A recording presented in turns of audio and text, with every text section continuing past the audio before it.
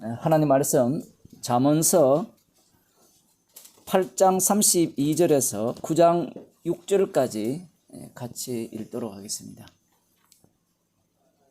구약 성경 918쪽입니다.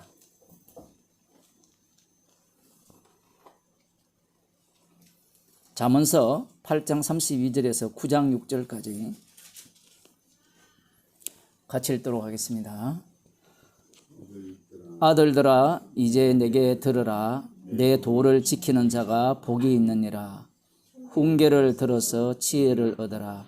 그것을 버리지 말라. 누구든지 내게 들으며 날마다 내 문 곁에서 기다리며 문설주 옆에서 기다리는 자는 복이 있나니 대저 나를 얻는 자는 생명을 얻고 여호와께 은총을 얻을 것임이니라. 그러나 나를 잃는 자는 자기의 영혼을 해하는 자라. 물은 나를 미워하는 자는 사망을 사랑하느니라. 지혜가 그 집을 짓고 7 기둥을 다듬고 짐승을 잡으며 포도주를 혼합하여 상을 갖추고 그 여종을 보내어 성중 높은 곳에서 불러 이르기를 무릇 어리석은 자는 이리로 돌이키라. 또 지혜 없는 자에게 이르기를 너는 와서 내 식물을 먹으며 내 혼합한 포도주를 마시고 어리석음을 버리고 생명을 얻으라. 명철의 길을 행하라 하느니라. 아멘. 기도하시겠습니다.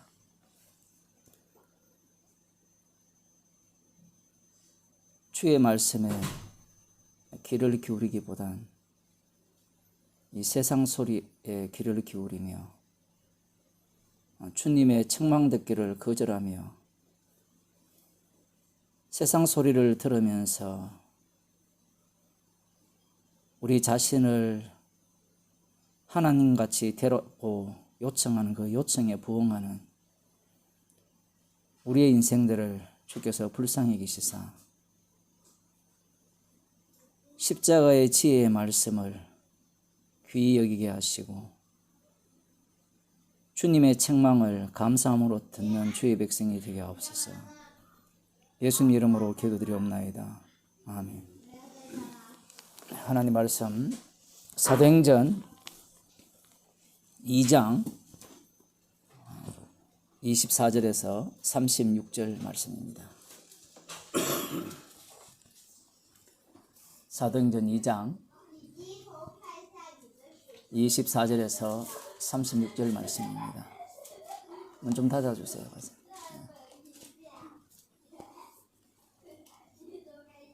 제가 읽어드리겠습니다. 하나님께서 사망의 고통을 풀어 살리셨으니 이는 그가 사망에게 매여 있을 수 없었음이라. 다윗이 저를 가리켜 가로되 내가 항상 내 앞에 계신 주를 배웠으며 나로 요동치 않게 하기 위하여 그가 내 우편에 계시도다.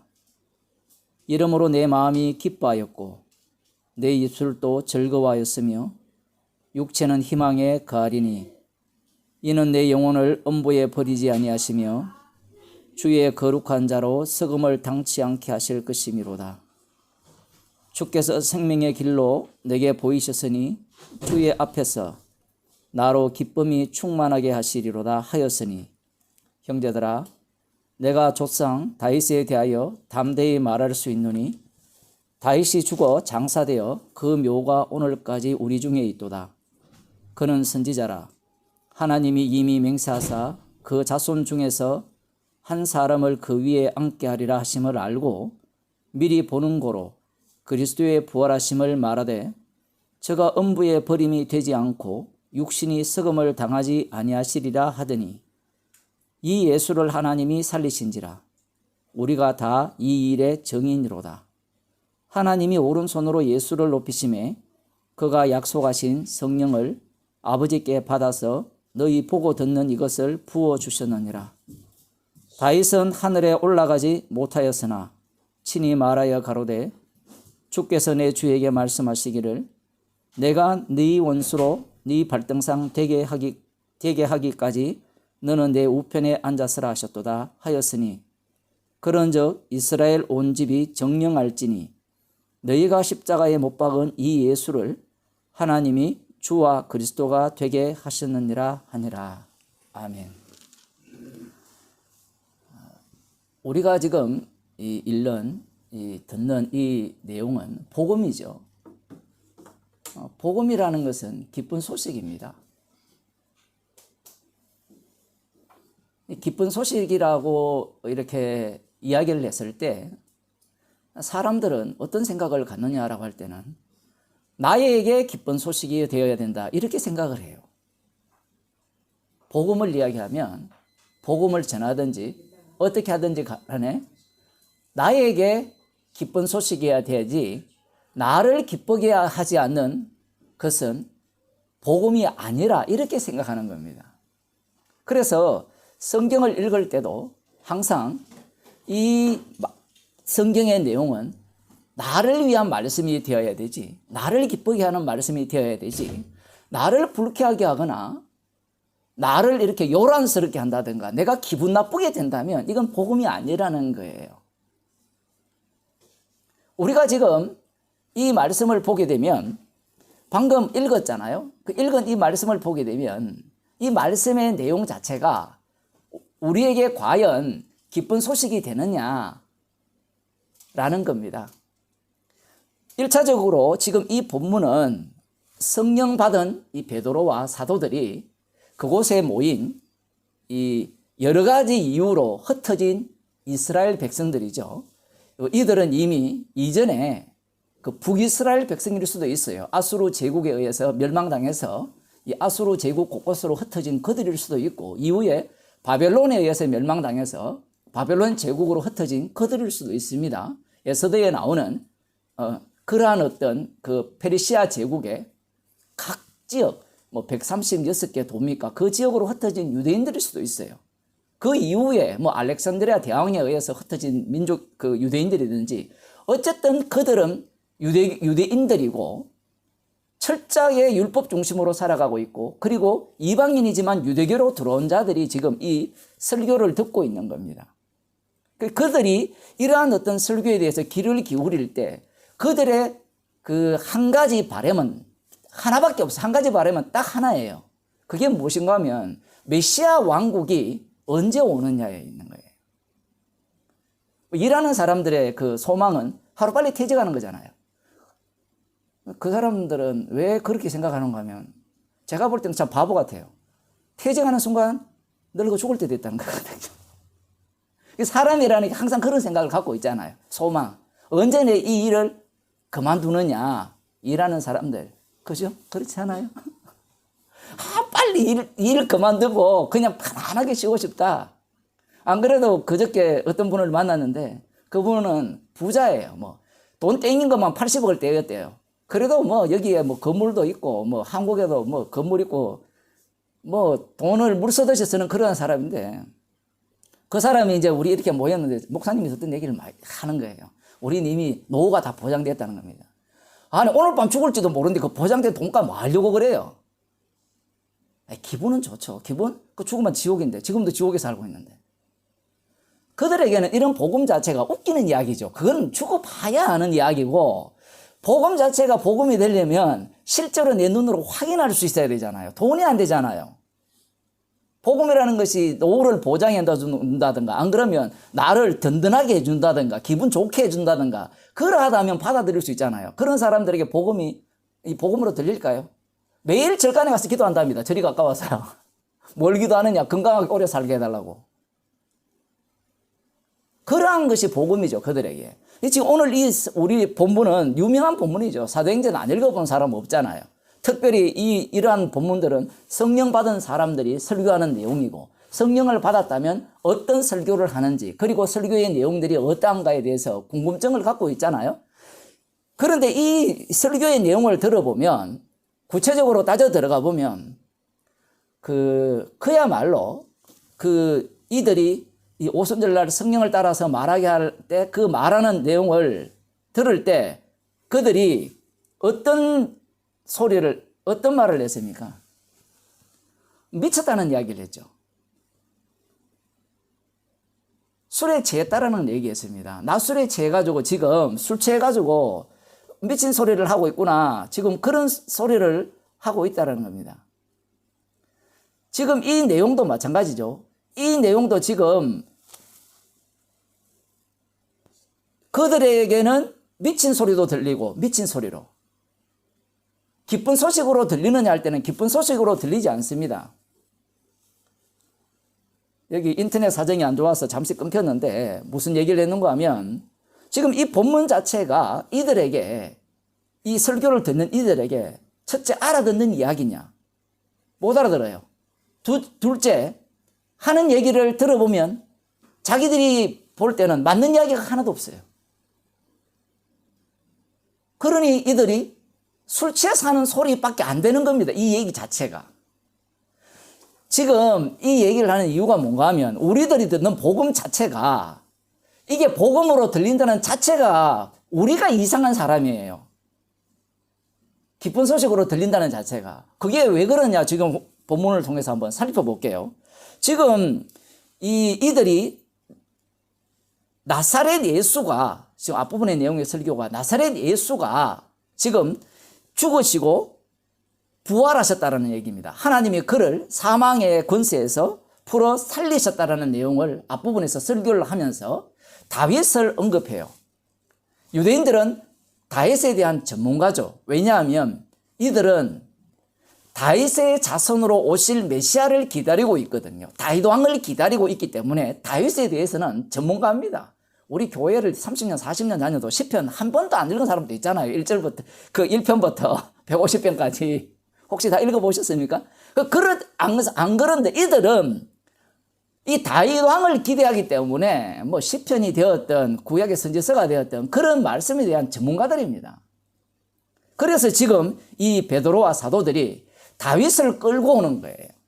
다윗을 끌고 와서 지금 우리가 지금 성령을 따라서 말하잖아요. 그 이들의 눈에는 무엇밖에 보이지 않는가 하면 성령을 따라서 말하는 것밖에 안 보여요. 아무것도 안 보입니다. 불의 해같이 성령이 그들 가운데 임한 것도 그들은 못 봤어요. 그들이 듣는 것은 지금 여러분들이 제 설교를 듣듯이 이런 설교뿐이에요. 아무것도 없어요. 그리고 그들은 이미 무엇으로 장착되어 있는가 하면 말씀으로 가득 차 있어요. 이 머릿속이 빈 공간이 아니라 율법부터 시작해서 창세기부터 말라기까지 가득 차 있는 겁니다. 그리고 그 이후에 400년 동안 그 공백 기간 동안에 일어난 사건들이 머릿속에 가득 차 있는 사람들이에요. 제가 소설을 쓰는 게 아니고 실제로 그들은 메시아 왕국만을 소망하며 살기 때문에 그래요. 그걸 소망하지 않는 사람은 그 창세기부터 말라기까지나 말라기 이후에 400년 동안 하나님의 계시가 없을 때 그 기간의 내용들에 관심이 없지만 그들은 하루속히 이 메시아 왕국이 임하기를 고대하고 있거든요. 그러한 사상으로 가득 찬 사람들에게 지금 베드로와 지금 사도들이 복음을 전하는 겁니다. 그런데 이게 진짜 복음이냐는 것을 제가 지금 말씀드리고자 하는 거예요. 그래서 지금 다윗이 저를 가리켜 가로되, 저가 누군가 하면 지금 나사렛 예수를 이야기하는 거예요. 나사렛 예수가 십자가에 못 박혀 죽었다는 사실은 지금 이 설교를 듣는 모든 사람들이 다 알아요. 왜냐하면 이들은 6월절에 올라와서 6월절 지키기 위해서 올라와서 그것을 두 눈으로 목격했거든요. 지금은 오순절이고 49일이 지나가지고 오순절 상황이고, 그죠? 그래서 77절 상황에서 이들은 나사렛 예수가 죽었다는 소문은 이미 유대 지역의 바닥에 다 퍼졌습니다. 그리고 나사렛 예수가 부활했다 이 얘기도 들었어요. 그런데 문제가 무엇인가 하면 죽은 사실에 대해서는 누구나 다 인정할 수 있어요. 그걸 안 봐도 믿어요. 사람은 다 죽으니까. 근데 부활했다는 이야기는 그건 지어낸 얘기죠. 누가 봤습니까? 라고 물으면요, 본 사람은 없고 본 사람은 누구밖에 없는가 하면요, 예수님의 제자들 뿐이에요. 이런 것도 성경이 너무 재밌어요. 주님이 선택한 사람들 외에는, 구원받을 사람 외에는 주님이 부활의 몸을 보여준 적이 없어요. 그러니까 누가 믿겠어요? 그러니 이 부활을 이야기하는 그 무리들은 예수 추종자들이고 정신병자들일 뿐입니다. 그러한 내막을 이들은 다 알고 있는 상황에서 지금 나사렛 예수가 바로 다윗이 예언한 그 사람이고, 그 죽은 분을 하나님이 사망의 그 고통을 풀어 살리셨다. 이 풀어 살렸다는 말은 지난주 말씀드린 것처럼 오늘 본문도 나오지만 주로 세우셨다는 거예요. 주로 세우셨다는 말은요, 그야말로 이들에게 망치를 들고 머리를 때리는 거예요. 망치를 들고 머리를 때리는 정도는 어느 정도인가 하면 이들에게는 주는 누구밖에 없는가 하면 여호와 하나님 뿐이에요. 그런데 지금 이 성령 받은 베드로와 이 사도들은 십자가에 못 박힌 그분이 부활하셔서 주가 되셨다는 거예요. 심판주가 되셨다는 겁니다. 여러분들이 구약을 읽어보면 구약에서의 심판주는 여호와 한 분뿐이고요. 그리고 율법에서 말씀하시는 하나님은 유일신 여호와 하나님 한 분뿐이에요. 그런데 지금 이 베드로가 하는 설교, 사도들이 하는 설교는 이 나사렛 예수가 그 유일신의 자리에 올라갔다는 얘기예요. 말도 되지 않는 이야기를 하는 거예요. 쉽게 말하면 우리들은 이미 예수라는 그 이미지가 신이니까 신이죠 이렇게 생각할지 모르지만 그들에게는 같이 이렇게 지냈던 사람이에요. 설교하고 가르치고 조금 다른 것은 바다 위를 걷고 폭풍을 잔잔케 했다라고 하는데 그건 누가 봤습니까? 그건 제자들밖에 못 봤고요. 그리고 오병이의 기적은 여러 명이 봤지만 그거는 좀 특이해. 그러한 신비한 능력은 그런 예수만 하는 게 아니고 기적들을 일으키는 사람이 꽤 있거든요. 이 세상에. 뭐 귀신을 쫓아내는 것도 마찬가지잖아요. 바리새인의 그 아들들도 귀신을 쫓아냈거든요. 물론 귀신이 귀신을 쫓아냈지만 그러한 일들을 다 했단 말입니다. 우리가 보기에는 그들이 보기에는 귀신을 쫓아냈지만 귀신을 쫓아낸 게 아니고 십자가의 그 피공로를 제거하기 위한 마귀의 농단이죠. 무당이 그 혼을 불러오는 것도 마찬가지예요. 어쨌든 그러한 것들로 그들은 지금 무장되어 있고 그러한 어떤 사고방식을 이들이 갖고 있는 상황입니다. 어쨌든 지금 여기에서 나사렛 예수가 주가 되셨다라는 얘기를 하는 거예요. 그걸 이제 다윗이 예언했다라는 것을 지금 말씀하고 있습니다. 그래서 다윗의 시편 16편을 갖고 와서 지금 설명을 하는 거예요. 다윗의 시편 16편을 먼저 한번 보겠습니다.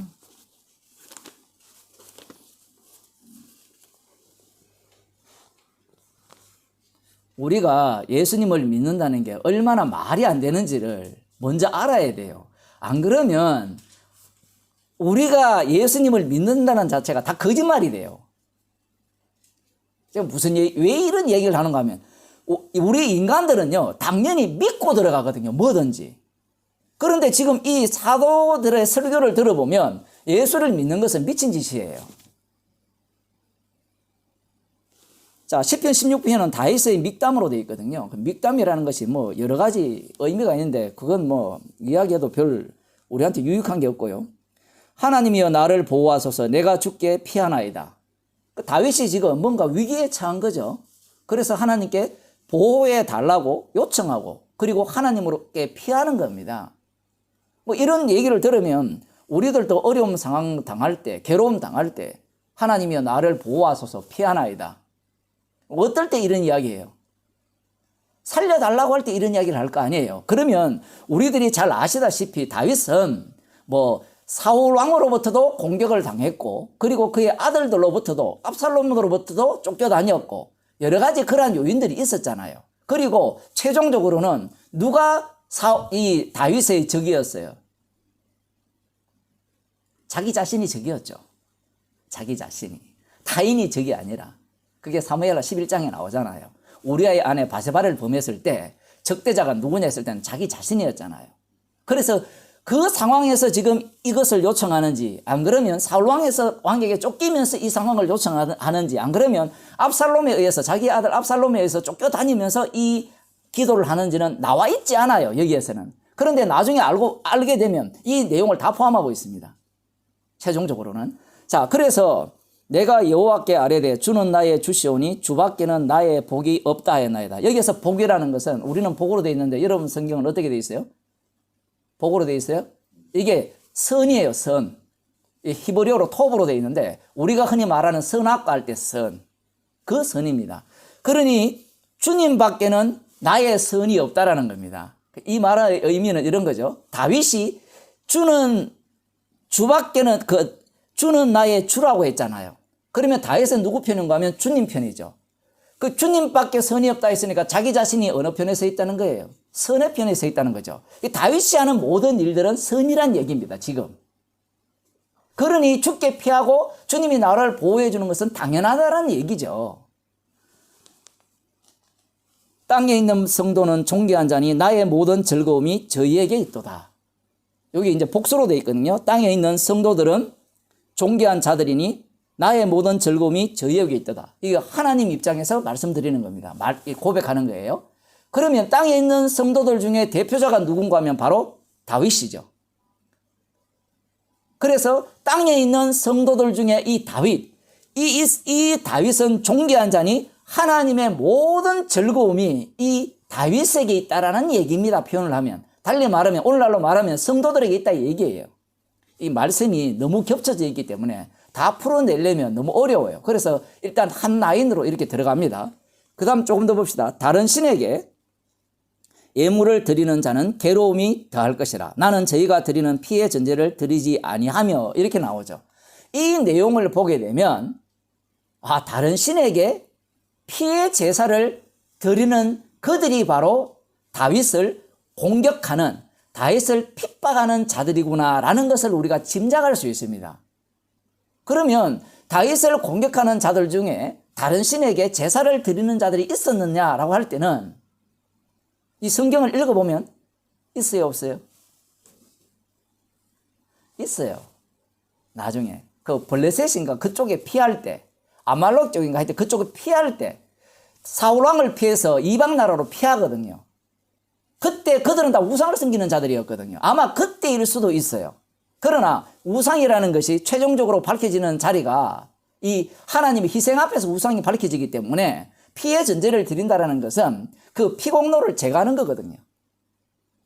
자기가 죄인임을 모르는 그 상태가 이 다른 신에게 피의 전제를 드리는 그 모습까지도 지금 포함하고 있다면 모든 자들을 다 지금 이야기하는 겁니다. 그 다윗은 지금 거기에 참여하지 않는다라는 것은 자기 자신을 두 쪼가지 내는 거예요. 그 로마서 7장처럼 나와 내 다른 한 속에 있는 그 법이 싸움을 하는데 나 자신이 죽어 마땅하다라는 것을 지금 얘기하는 겁니다. 표현을 하자면. 그런데 지금 이 설교를 듣는 유대인들이 이러한 이해를 해내겠어요. 지금 이 본문을. 해내지 못하고 그들은 어떻게 이해하느냐 할 때는 다윗을 공격하는 자들, 그 공격하는 자들의 대표가 사울왕이니까 사울왕이 이 아말렉 블레셋과의 전쟁을 할 때 사무엘 선지자가 기다리라고 했음에도 불구하고 제사 드린 걸 기다리라 했음에도 불구하고 기다리지 않고 자기 마음대로 불안하니까 백성들이 다 흩어지니까 그리고 상대의 그 블레셋의 군사들은 너무 많으니까 자기가 제사 드리면 하나님께서 승리를 가져올 줄로 생각하고 제사를 드린 거예요. 여기에 대해서 이제 15장에서 아말렉과의 전투에서 이 하나님께서 진멸하라고 했는데 사울왕이 진멸하지 않았죠. 그래서 그 완악한 마음은 우상에게 절하는 것과 똑같다라고 이야기를 해버립니다. 15장에서 이 13장에 일어났던 블레셋과의 전쟁에서 한 행동을 동시에 이야기를 하는 거예요. 순종이 제사보다 낫고 그런 얘기를 하면서 지금 13장을 끌어당겨서 사무엘상 13장을 끌어당겨서 이 사울왕의 그 악한 죄성을 고발하는 겁니다. 자, 그걸 생각해 보면 이 다윗이 지금 자신의 적이 누구냐 했을 때는 사울 왕이었고 안 그러면 자기가 이 이방 나라로 피신했을 때 그들이 우상 제물에게 제사하는 그들이었다라고 생각할 수밖에 없는 겁니다. 누구 입장에서? 유대인들 입장에서는. 방금 제가 설명을 드리면서 그 깊은 내막은 유대인들은 생각하지 못해요. 다윗 자신이 하나님의 원수라는 것은 상상을 못하는 겁니다. 유대인들 입장에서는. 왜냐하면 다윗은 하나님께서 기름 부어서 세운 왕이거든요. 그들이 기다리는 그 메시아의 영원한 표상입니다. 이 다윗 왕 자체가. 자, 그러면서 지금 뭐라고 이야기하는 겁니까? 내 입술로 그 이름도 부르지 아니하리로다. 다윗은 지금 우상의 이름을 부르지 않겠다라는 겁니다. 지금 이 얘기를 알아야 지금 오늘 인용한 이 본문의 의미가 파악이 되는 거예요. 안 그러면 뚝 잘라내가지고 이거와 상관없이 이 본문을 해석해버리면 이상하게 흘러가게 돼요. 조금 더 봅시다. 여호와는 나의 산업과 나의 잔의 소득이시니 나의 분깃을 지키는 자니이다. 야, 정말 이게 말씀이 베베 꼬였다라고 할까요? 표현하면 여호와는 나의 산업과 나의 잔의 소득이시다. 여호와가 나의 기업이라는 거예요. 나의 몫이라는 겁니다. 그러면서 하는 말이 나의 분깃을 지키는 자니이다. 당연하죠. 여호와가 나의 몫이면 여호와가 자신을 지키는 게 당연하죠. 아까 다윗이 뭐라 했습니까? 하나님이 유일하게 선한 분이라 했죠. 그런데 그 하나님이 누구의 주라 했습니까? 다윗의 주라고 했죠. 거의 반복이에요, 반복. 나의 몫이 하나님이니까 하나님이 누구를 지켜요?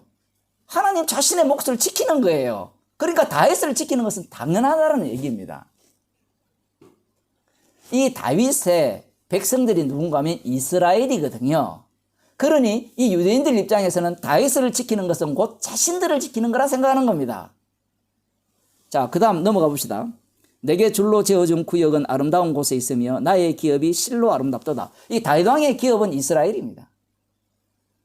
이스라엘의 왕으로 세웠으니까. 그죠? 다윗 왕이 상속분으로 받을, 하나님으로부터 받을, 하나님께서 아브라함에게 나는 너의 상급이요 너의 큰 방패라 했잖아요. 그 상급 자체가 하나님이 되시잖아요. 다윗 왕도 마찬가지죠. 이스라엘 자체가 자신의 받을 기업이고 그 이스라엘 자체가 하나님의 기업이 되거든요. 그게 이제 출애굽기 32장에 모세가 이스라엘을 당신의 기업으로 삼으소서라는 그러한 고백을 합니다. 다른 본문에도 그렇게 나오고 있고요. 지금 그런 말씀을 하는 겁니다. 그 다음 이제 나오는 말씀이 나를 훈계하신 여호와를 송축할지라 밤마다 내 심장이 나를 교훈하도다. 훈계를 한다는 것은 잘못됐기 때문에 훈계를 하는 거거든요. 아까 우리 잠언서 8장을 읽었지만 악한 자들은 뭘 안 들어요? 훈계를 안 듣죠. 그러면 훈계를 듣는 자들은 악한 자가 아닙니까? 악한 자죠. 악한 자니까 훈계를 하고 여기에 보면 심장이 나를 교훈한다 하죠. 뭐 심장으로 되어 있는데 심장이 나를 교훈한다 할 때 이 교훈이라는 단어는 책망이에요. 심장이 콩닥콩닥 뛰면서 계속 책망한다는 겁니다. 이게 다윗이 잘났다는 얘기가 아니에요. 계속 책망한다는 것은 자기는 시편 51편에 나오듯이 모태의 태중에서 죄 중에서 태어난 자 그러한 것을 지금 알고 있는 겁니다. 알고 있음에도 불구하고 주님이 나의 편이고 물론 유대인들은 그렇게 생각하지 않아요. 그 정도로 깊이 안 들어갑니다. 자, 그런 상황에서 지금 나오는 말씀이 이제 오늘 사도행전 2장에 인용된 말씀이에요. 내가 여호와를 항상 내 앞에 모시며 그가 내 우편에 계심으로 내가 요동치 아니하려도다. 이러므로 내 마음이 기쁘고 내 영광도 즐거워하며 내 육체도 안전히 가리니. 상당히 위험한 처지에 있었는데 지금 내가 여호와를 항상 내 앞에 모시고 있고 앞에 모신다 했을 때는 우리가 누구를 떠올릴 수 있어요? 야곱이 떠오르죠. 하나님과 대면하였으나 내가 생명이 보존되었다라는 자기의 위치입니다. 그리고 내 우편에 계시도다라고 할 때는 하나님의 권능의 손이 나를 지키고 있다는 거죠. 그러니 당연히 요동치 않다는, 흔들리지 않는다는 거예요. 근데 이게 앞뒤가 안 맞죠. 흔들리지 않으면 하나님이여 나를 보호하소서라고 기도할 필요 있습니까?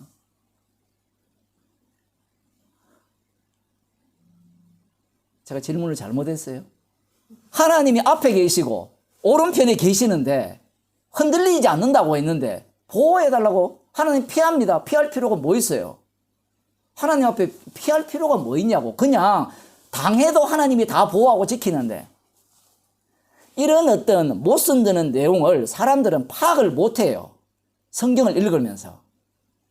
모순이거든요. 요동치 않는다면 어떤 일이 와도 괜찮잖아요. 그렇지 않아요? 기도할 필요 있습니까? 요동치 않는데. 하나님께 구할 필요 있습니까? 하나님이 내 편이고 하나님이 내 오른편이 있는데 기도할 필요 있어요? 우리들이 생각하는 신앙은 그런 신앙이거든요. 그런데 주님이 주시는 신앙은 그게 아니에요. 하나님이 오른편에 계시고 내 앞에 계신 하나님을 늘 배우는데 놀라운 것은 늘 피하고 늘 기도한다는 사실이에요. 다윗은 지금 예언자고 이 신약적으로 보면 그리스도의 영을 받은 자예요. 다윗은 자기가 어떤 위치에 있는지를 압니다. 무슨 얘기인가 하면 다윗은 자신이 십자가의 피공로를 전가하는 죄인임을 알아요. 그런데 인간들은 이 성경을 보면서 죄인이 되고자 하는 것이 아니라 구원받고자 하죠. 의인이 되고자 하죠. 그러니 이렇게 모순되는 내용을 못 받아들이는 겁니다. 그래서 1절 16편을 읽으면서 주께 피합니다. 나를 보호하소서 라고 해놓고 하는 말이 나 흔들리지 않습니다. 피하고 보호해달라는 이 말의 의미를 어떻게 이해하는가 하면 흔들리지 않게 해달라는 거예요. 근데 백날 살아보세요. 안 흔들릴 인간 없어요. 죽을 때까지. 왜냐하면 이 흔들림 자체는요, 환경이 만들어내기 때문에 그래요. 아무리 자기가 하나님을 의지한다 하더라도요, 주님이 만드시는 환경 속에 집어넣어버리면 다 흔들립니다. 사도 바울도 마찬가지입니다. 그것은 누구나가 다 똑같은 거예요. 다윗은 지금 그걸 알고 있으면서 지금 예수 그리스도를 전가하고 있는 거예요. 왜냐하면 자기는 자기 인생이 아니기 때문에 그래요. 다윗의 인생은 거꾸로 봐야 되죠. 장차 오실 예수 그리스도의 죽으심과 부활 그리고 성천, 그 주되심을 전가하는 인생이 다윗의 인생이에요. 자기 인생 자체가 없어요. 다윗이라는 인생 자체가 없다고요. 지금 그래서 다윗은 우리가 볼 때, 유대인들은 볼 때 뭐 맞는 말을 하고 앞뒤 모순 되지 않는 말을 하는 것 같지만 이 다 모순이 돼요. 안 맞다니까요, 지금. 그 다음 한번 봅시다. 내가 요동치 아니하려고 이러므로 내 마음이 기쁘고 내 영광도, 이 영광이라도 있는데 자기 온 몸이죠. 영도. 지금 사도행전에서 영으로 되어 있으니까 즐거워하며 내 육체도 안전히 가리라. 그러니까 영혼, 육, 이 전체를 이야기하는 겁니다. 표현을 하면. 사람, 내 몸, 이걸 이야기하는 거죠. 이 자체가 안전하게 거할 수 있다라는 얘기입니다. 왜? 하나님이 내 면전에 앞에 모시고 있고 내 우편에 하나님이 항상 계시기 때문에 나는 안전하다는 거예요. 이게 다윗에 대한 이야기가 아니에요. 안전하면 왜 도망갑니까? 창 날아오면 그냥 가만히 있어야 되죠. 왜 피해요? 안전하면 하나님 다 지키는데 왜 사울이 쫓아오는데 왜 도망다녀요? 쫓아와서 죽이려 해도 하나님께서 어떻게 해버립니까? 벼락을 쳐서라도 죽일 수 있잖아요, 하나님이. 사람들은 그런 생각을 안 하죠. 다윗이 쫓겨다니면서 먹을 거 없어가지고 그 아히멜렉이 그 제사장한테 가가 진설병을 먹잖아요. 같이 따르는 자들에게. 하나님이 그렇게 보호하신다는 것을 생각도 못하는 겁니다. 그러니 이런 본문들이 안 맞는 거예요. 인간들이 기대하는 그 하나님의 보호하심과. 그 다음 봅시다. 주의 거룩한 자로 섞지 않게 하실 것이니이다. 갑자기 섞지 않는 이야기를 하죠. 자, 이 말씀의 의미가 다윗이 방금 죽게 피한다고 했잖아요. 보호해달라고 했잖아요. 그럼 이것은 실질적으로 육체적으로 위협이죠. 그러면 섞지 않게 하실 것이라는 말이 어떻게 이해를 해야 돼요? 과장법으로 이해해야 되죠. 하나님이 나를 보호하시기 때문에 다윗의 대적들이 절대로 다윗을 죽이지 못할 것이라고 지금 다윗이 고백하는 거다. 이렇게 봐야 되죠. 잘 따라오고 있습니까? 무슨 얘기인지. 지금 다윗이 내 몸이 썩지 않을 것이다. 주의 거룩한 자로 썩지 않게 하실 것이다. 라는 것은 너희들은 털 것 하나도 나를 못 건드릴 것이다. 하나님이 나를 보호하시기 때문에. 그렇게 해석해야 맞지 않아요. 지금 이 내용이. 죽게 피한다 했잖아요. 그리고 우상에게 나는 저들의 우상을 섬기는 그 이름도 부르지 않겠다 하잖아요. 피해 전쟁에 참여하지 않겠다고 하잖아요. 그러면 다윗을 보호해야 되잖아요. 그런데 여기에서 나의 그 거룩한 자로 섞지 않게 하고 그 앞부분에 보면 내 영혼을 음부에 버리지 아니하시며, 그 음부라는 것은 죽은 자가 가는 하데스 그런 곳이, 그죠? 거기에 버리지 않다 할 때는 하나님이 나를 보호하기 때문에 절대로 죽이지 않을 것이라, 이런 생각을 할 수밖에 없는 겁니다. 그게 1차적 해석입니다. 이 본문을 볼 때. 그 다음 이제 11절에 주께서 생명의 길로 내게 보이시리니 주의 앞에는 기쁨이 충만하고 주의 우편에는 영원한 즐거움이 있나이다. 그러니 보호하니까 생명의 길을 보이는 거죠. 실제로 다윗을 보호했잖아요, 하나님께서. 그러면 이 내용을 이해를 할 때는 어떻게 이해해야 되느냐 할 때는 다윗의 적이 있는데 적으로부터 보호를 받아서 죽지 않을 것에 대한 시편 16편의 말씀이다 라고 해석을 해야 되는 거예요.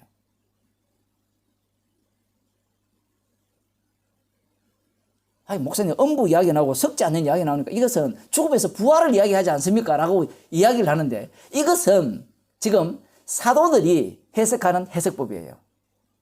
방금 제가 해석한 것은 1차적 해석이고, 그것은 누구의 해석인가 하면요, 사도개인의 해석이라 생각하시면 돼요. 사도개인들은 그 구약을 보면서 부활이 없다 하거든요. 사도개인의 해석이라는 것은 유대인들 중에 한 분파가 해석하는 해석법이 아니고요, 다 아담의 후손이기 때문에 사도개인의 해석법은 모든 인간의 해석법이에요.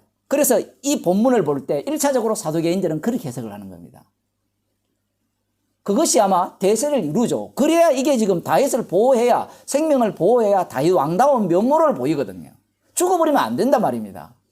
그런데 지금 다시 사도행전으로 가서 지금 사도들이 어떻게 설교를 하느냐라고 할 때는 이 무덤 이야기를 하면서 이 시편 16편 말씀의 의미는 다윗이 자기가 죽는 그 죽음과 관련되어 있다. 그 죽음에서 부활하는 내용을 지금 언급하고 있다라는 얘기를 하는 거예요. 그런데 이게 문제가 뭔가 하면 한번 봅시다. 분명히 그 29절 형제들아 내가 조상 다윗에 대하여 담대히 말할 수 있노니 다윗이 죽어 장사되어 그 묘가 오늘까지 우리 중에 있도다. 그는 선지자라. 묘가 우리 중에 있기 때문에 분명히 지금 28절에 보면 그 사도행전 2장 27절 보면 이는 내 영혼을 음부에 버리지 아니하시며 주의 거룩한 자로 썩음을 당치 않게 하실 것이미로다 라고 했잖아요. 그러면 다윗이 이 이야기를 했다면 다윗이 죽자 말자 부활해서 살아 있어야 된다는 얘기가 지금 사도들의 논리예요. 시편을 제대로 해석하면 이게 두 번째 해석이에요. 바리새인들은 부활이 있다 했잖아요.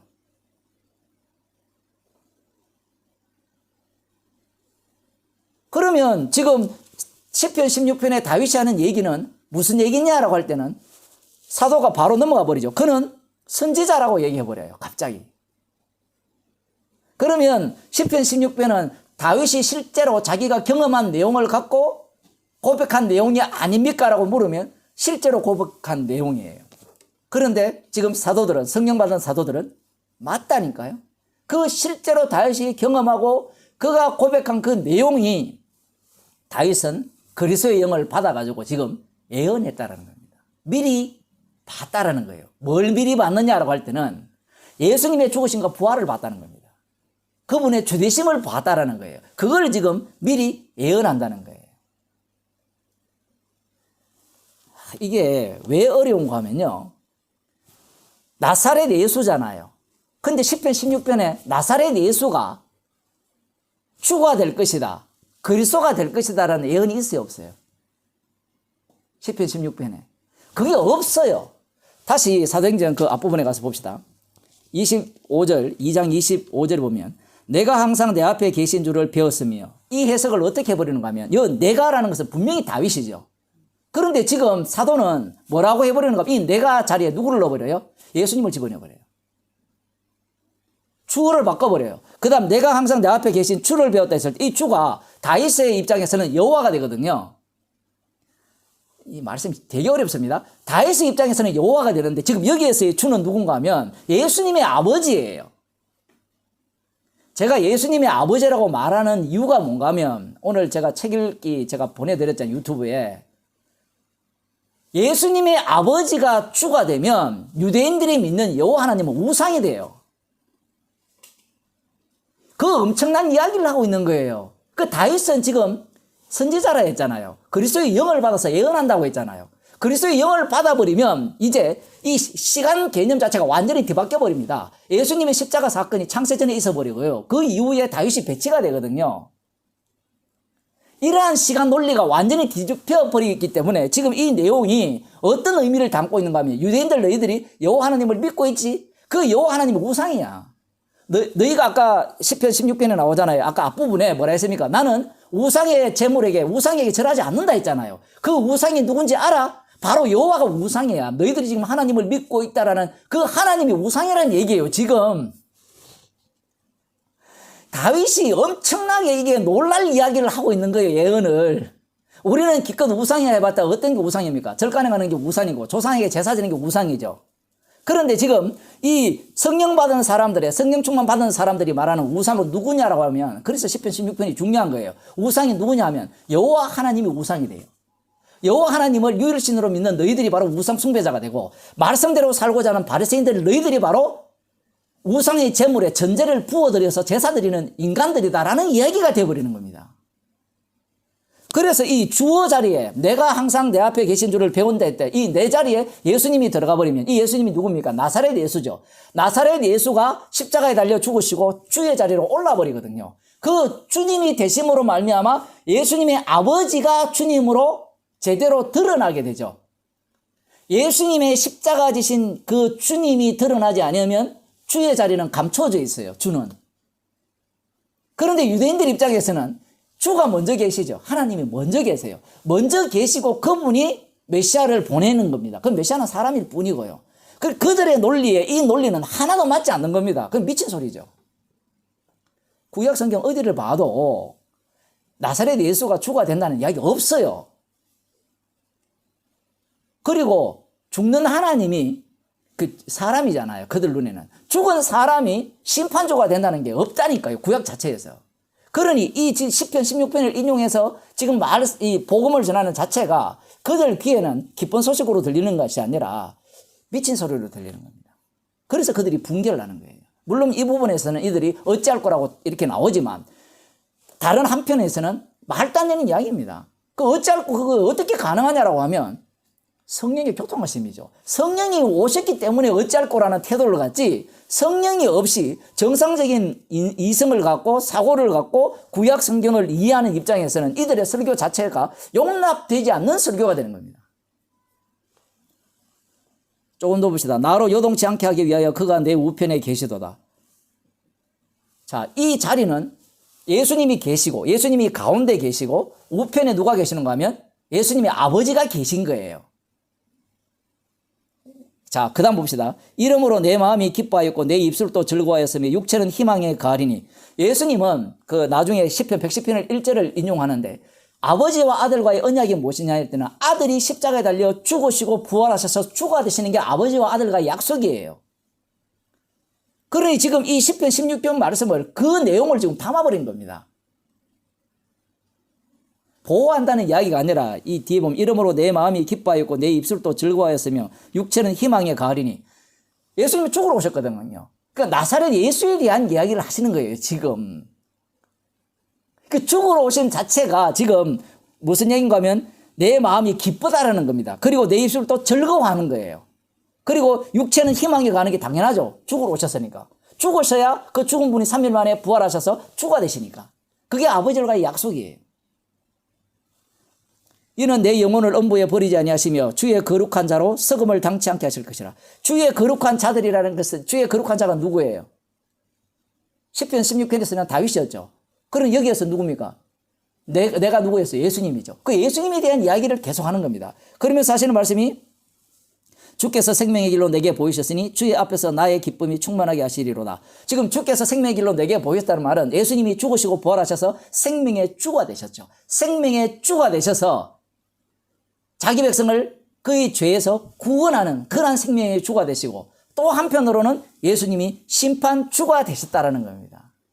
그래서 이 주님이 아까 우리 인용하지 않는 시편 1편에서 그 5절입니까? 거기까지의 내용을 들여다보면 거기에 보면 땅에 사는 성도들을 기뻐한다 했죠. 거룩한 자들, 존귀한 자들. 그 존귀한 자들을 누가 만들어내느냐? 그 다윗 언약의 특징이죠. 왕이 존귀한 자들을 만들어내요. 백성들을.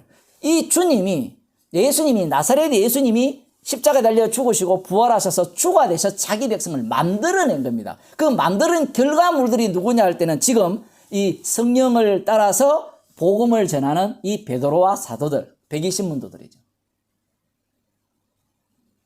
이들을 기뻐하신다는 겁니다. 왜 기뻐하느냐? 그것은 십자가의 피의 결과물이잖아요. 열매잖아요.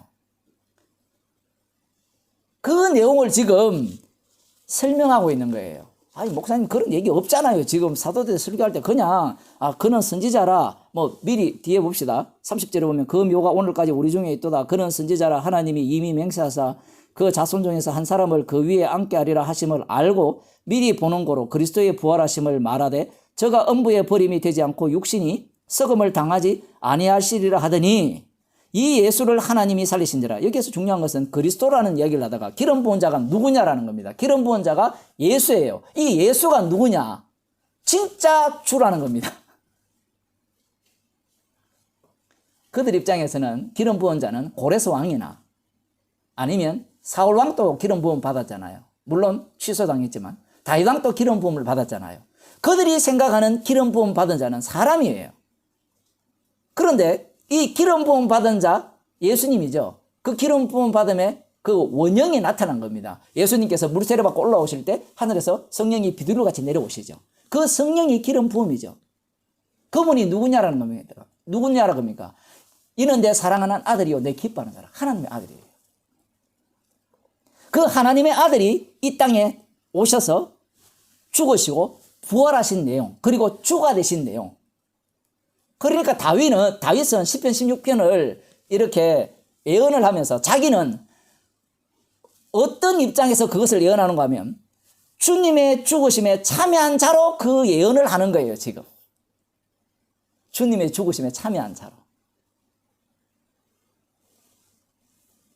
그러면서 32절에 이 예수를 하나님이 살리신지라 우리가 다 이 일의 정인이로다. 이 예수를 하나님이 살렸다는 말은 이 예수가 바로 생명의 주도 되고 심판 주도 된다는 겁니다.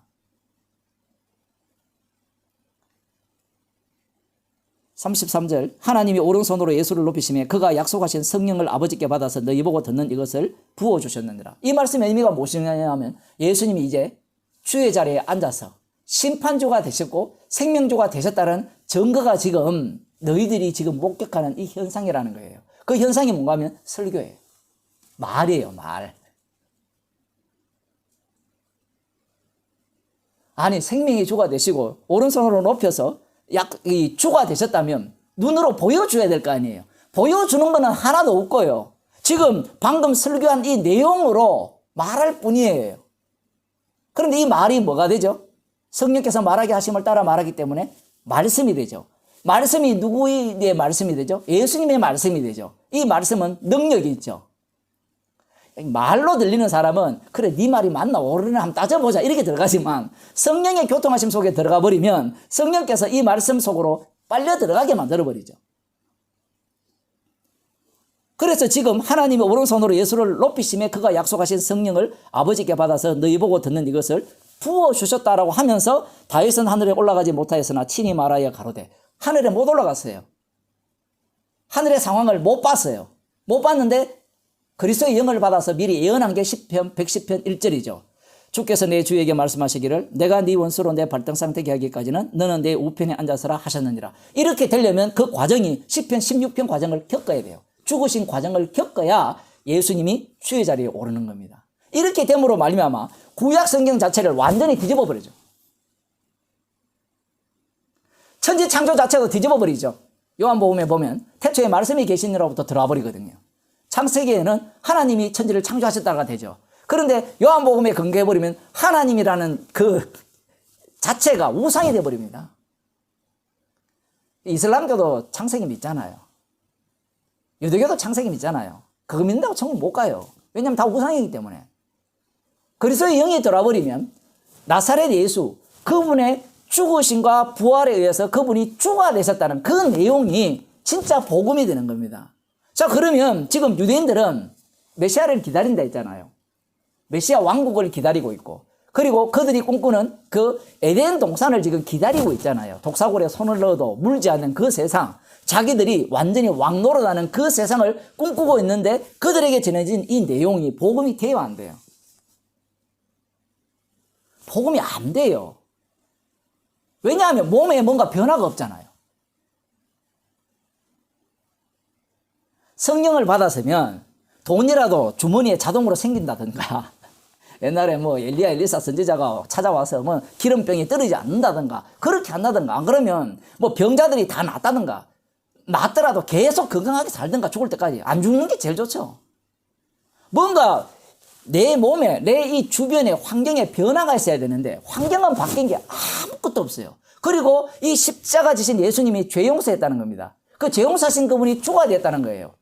그게 우리에게 무슨 기쁨이 되느냐 이 얘기입니다. 이 설교자가 제일 어려울 때 어떤 때인가 하면요. 어떤 사람이 예를 들어 경제적으로 어렵다. 안 그러면 뭔가 신체적으로 어렵다 할 때 이 마음이 답답해요. 육에 있기 때문에. 아니, 복음이란 자체가 아무것도 해결 안 해주잖아요. 자식 문제 해결해 줍니까? 머리 아픈데? 복음이 안 돼요, 복음 자체가. 그럼 복음이 복음되게 하는 능력은 누구에게 있냐 할 때는 주님께밖에 없어요. 성령을 주셔야만, 성령의 교통하심 속에 들어가야만 책망이 책망으로 들어가거든요. 심장이 매일 책망한다, 매번 책망을 해도 그건 성령 받은 다윗의 입장이고, 성령이 없게 되면 책망 자체가 책망이 안 되고 그 책망 자체가 짜증나죠. 감사가 되는 게 아니라 불쾌한 겁니다. 아니, 나사렛 예수가 주가 된 거하고 나하고 무슨 상관이 있어요? 예? 그걸 믿으면 우리 집안에 뭔가 우환이 없다든가, 그죠? 뭔가 저주가 사라진다든가, 돈을 잘 벌게 해준다든가, 가정이 화목해진다든가, 부부관계가 이렇게 아주 좋아진다든가, 그런 기대를 사람들이 갖고 있거든요. 근데 복음은 그렇게 그런 복음이 아니에요. 그건 우상이죠. 왜 그게 우상인가 하면요, 유대인들이 여호와 하나님을 왜 믿었습니까? 믿은 목적이 따로 있어요. 그건 영생을 얻기 위한 거고요, 영생을 얻는 거기에서 더 중요한 것은 자기들의 행복이에요. 철학자들이 꿈꾸는 게 행복이잖아요. 내 행복이 최고라는 겁니다. 그런데 예수님이 죽으시고 부활하셔서 주가 되셨다는 이게 복음이 되어버리면 인간이 행복을 추구하는 자체가 우상숭배가 되어버리죠. 그 행복을 위해서 유대인들이 누구를 믿었어요? 여호와 하나님을 믿었고, 약속을 믿었고, 메시아를 기다렸던 겁니다. 그 내용들을 지금 이 사도들이 성령을 받아서 다 박살내버리는 겁니다. 너희들이 지금 메시아를 기다리고 있고 말씀대로 살고 있고 1회에 2번 금식하고 소득의 11조를 드리고 성전에 제사를 드리고 지금 1년에 3차례 보혈을 하니까 너희들이 빈손으로 오지 않고 제물을 들고 하나님께 드릴 헌물을 갖고 와서 열심히 드리지만 이 모든 자체가 우상에게 드리는 피해 제사에 불과하다, 이 얘기입니다. 그러니 이게 이 설교를 듣는 이들이 얼마나 기분 나쁘느냐 이 얘기예요.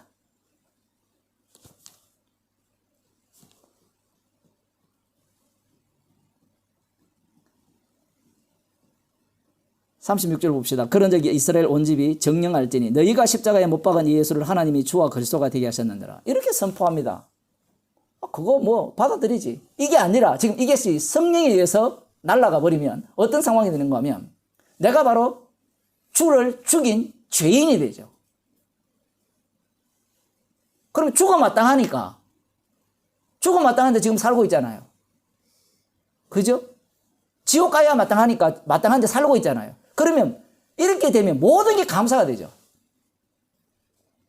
그런데 죽어 마땅하지 않다, 너희가 죽인 그 예수를 하나님이 주와 그리스도가 되게 했다는 이 얘기가 죽어 마땅하고 나 지옥 가도 마땅하고,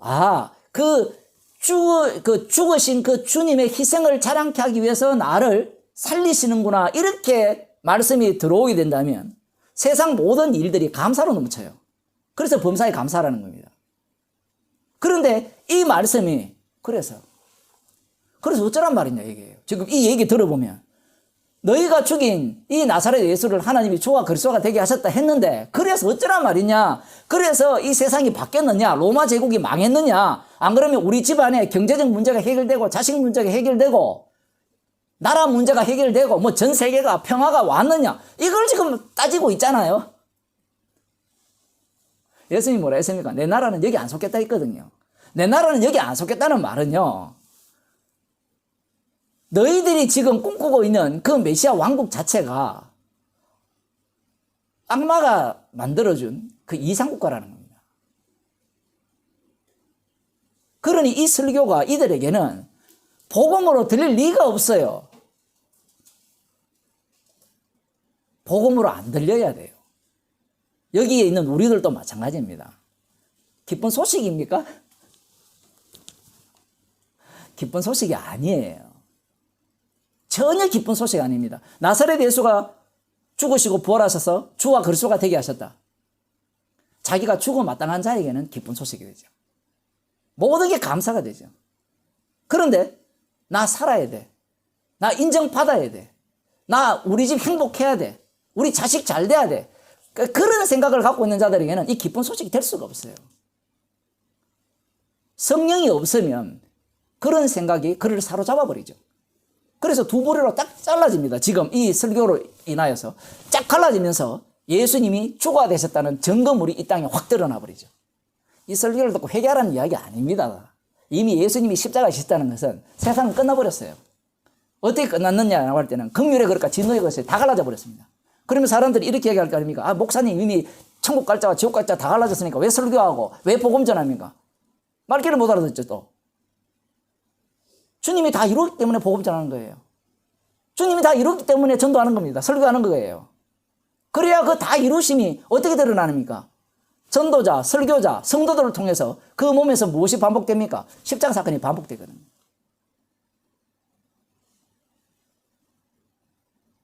그걸 위해서 주님은 우리를 부르신 거예요. 기도하시겠습니다. 하나님 아버지, 알아듣지도 못하고 기대한 바에 부응하지도 못하는 그러한 소리를 광야에서 외치고 있는 저희들입니다. 그러나 주께서 십자가의 피로 긍휼을 베푸신 자들을 이 외침을 듣게 하시고 성령의 교통하심 속으로 저희들을 인도하시기에 외칠 수밖에 없고, 또 이 외침을 통하여 십자가에 지신 예수님의 주되심을 증거하시기에 이 말씀 속으로 저희들이 휘말릴 수밖에 없음을 감사하는 자가 되게 하여 주옵소서.